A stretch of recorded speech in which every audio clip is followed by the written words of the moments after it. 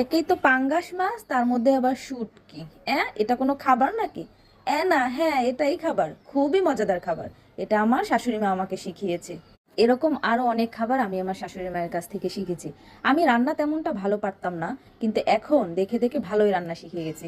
তো আপনাদের সাথে সেটা আমি আজকে শেয়ার করব। আসসালামু আলাইকুম, কেমন আছেন সবাই? আশা করি সকলেই ভালো আছেন। চলে যাওয়া যাক আমাদের মূল রান্নায়, চলেন। প্রথমেই আমি চুলাতে একটি প্যান বসিয়ে তাতে পরিমাণ মতো রান্নার তেল দিয়ে দিলাম। এরপর তেলটা গরম হলে তাতে 1 কাপ পরিমাণ পেঁয়াজ কুচি দিয়ে দিলাম। পেঁয়াজ কুচিটা দিয়ে তেলের সাথে আমি একটু ভালোভাবে নেড়েচেড়ে ভেজে নিব। ভাজা শেষে 1 টেবিল চামচ করে আদা রসুন বাটা দিয়ে দিলাম। আদা রসুন বাটাটা একটু ভালোভাবে ভেজে নিব, যতক্ষণ না পর্যন্ত আদা রসুনের কাঁচা গন্ধটা না যায় আমি ততক্ষণ পর্যন্ত ভেজে নিব। এরপর সামান্য একটু পানি দিয়ে দিব। পানি দিয়ে ভালোভাবে একটু নেড়েচেড়ে মিশিয়ে নিব। আগে থেকে একটা বাটিতে করে আমি লবণ, হলুদের গুঁড়া, মরিচের গুঁড়া, জিরার গুঁড়া এবং ধনিয়ার গুঁড়া নিয়ে নিয়েছিলাম। এখন সেটা আমি দিয়ে দিব। মশলাটা দিয়ে ভালোভাবে নেড়েচেড়ে সামান্য একটু পানি দিয়ে আবার একটু কষিয়ে নেব। ছোটবেলায় দাদি একটা কথা বলতো, মশলা যত কষবে তরকারি তত মজবে। এখানে দাদি আমার মজবে বলতে মজাদার হবে বুঝাইছে। আমার মশলা কষানো শেষ। এই পর্যায়ে আমি ধুয়ে রাখা মাছগুলো দিয়ে ভালোভাবে নেড়েচেড়ে মশলার সাথে মিশিয়ে নিব। সামান্য পানি দিয়ে মশলাটাকে মাছের সাথে ভালোভাবে মিশিয়ে নিব। একটা সময় আমিও পাঙ্গাস মাছ খেতাম না। মোট কথা পাঙ্গাস মাছ আমার পছন্দই ছিল না, কিন্তু আমার শাশুড়ি মা এভাবে রান্না করে দেওয়ার পরে আমি যে পাঙ্গাস মাছের প্রেমে পড়ে যাই, এটা আমি আর কখনোই ভুলতে পারি না।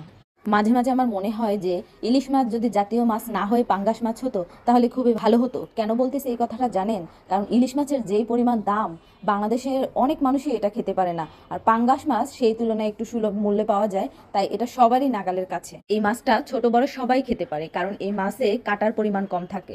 মাছটা কষানো শেষ হয়ে গেছে, এখন আমি খুন্তির সাহায্যে এটা একটু ভেঙে দিব।